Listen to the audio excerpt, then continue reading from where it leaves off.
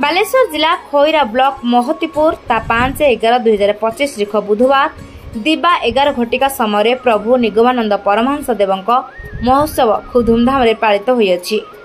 सभापति श्री महेश कुमार परिडा, उपसभापति श्री धरणीधर पंडा, संपादक श्री नीलमणि पात्र, कोषाध्यक्ष श्री मनोज पात्र और अन्य भक्तमंडली मध्य टुलु, कल्पश्री माँ, रेणुमा, टुनीमा, देवीमा आदि अनेक भक्तंकर समावेश महतीपुर आश्रम परिसर में भक्तिमय परिवेश सृष्टि होता।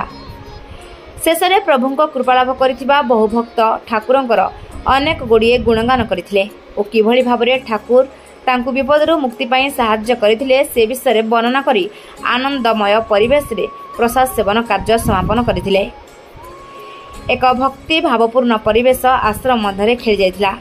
महेश कुमार परिडा न्याचो संघ पुरी महतीपुर शाखा संघर सभापति। न्याचो संघ पुरी अधीन महतीपुर शाखा संघ बालेश्वर जिलार सर्वपुरातन संघ एवं प्रथम संघ हूँ महतीपुर शाखा संघ। ये संघरे दीर्घ वर्ष आज को 1958-53 मसीह यही संघ हूँ प्रतिष्ठा लाभ करथिला। न्याचो संघर प्रतिष्ठाता थे स्वयं आमर गुरु निगमानंद सारस्वत परिचार्यक एवं आमर परिचालक दुर्गाचरण भाई तत्वावधान यही संघ प्रतिष्ठित होता। प्रथम सभापति थे मनमोहन दास, तापर क्रमान्वये मु दीर्घ 10 वर्ष है ये सभापति अच्छी। ठाकुर कौन महिमा जे आपण एमिति ठाकुर को टाणी आसिले? ठाकुर जगत रे एमिति गुरु नाहंती जे ज्ञान, तंत्र ज्ञान, प्रेम एवं योग ये चारिटी मार्ग रे जे सिद्धि लाभ करिसंती से होचंती ठाकुर निगमानंद सरस्वती देव। तेणु ये जगत रे समस्त गुरु कौन से एक गोटे निर्दिष्ट पंथारे सिद्धि लाभ करिथांती, किंतु आमर ठाकुर निगमानंद सरस्वती देव चारिटी ज्ञान चारिटी जाक ये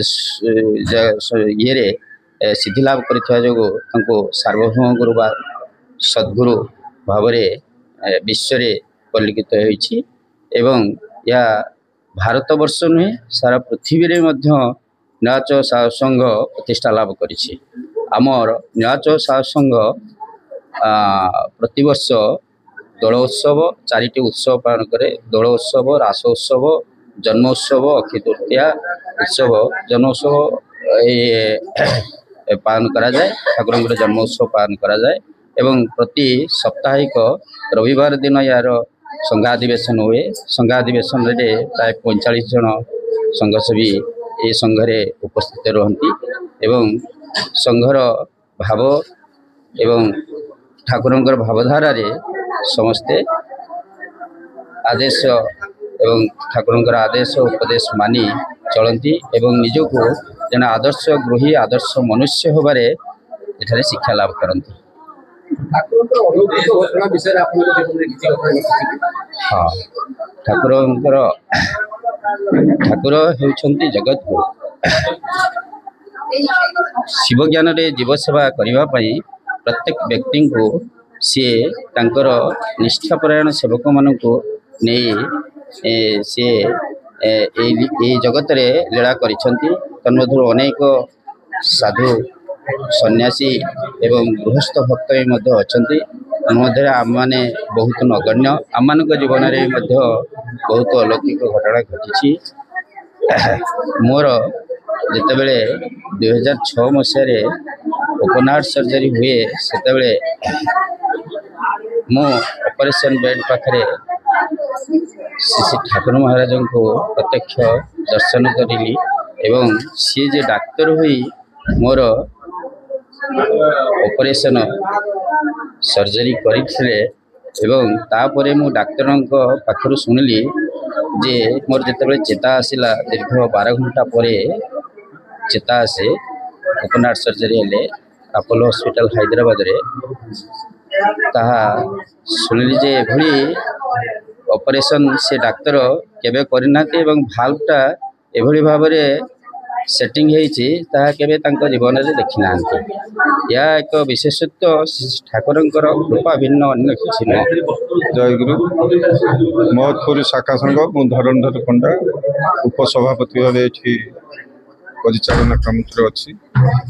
बहुत दिन बापा थिला दिन ठू आम आज की 30-35 वर्ष तले संघ को आसलु आज चलचु ठाकुरंकर अपार कृपा आशीर्वाद आम पाई चलचु तांकरी आशीर्वाद रू आम आज भलरे अच्छु।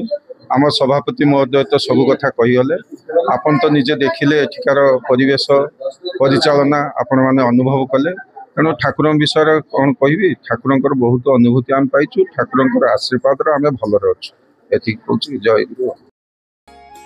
Baleshwar Chhayakant Mohanty report Rupathalia news.